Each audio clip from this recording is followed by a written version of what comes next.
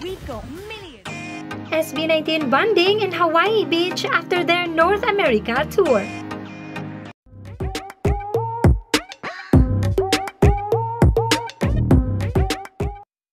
SB19 and 1Z team are still in Hawaii and they are having the time of their lives. And according to Miss Irmay, 5-5 at a non-work trip.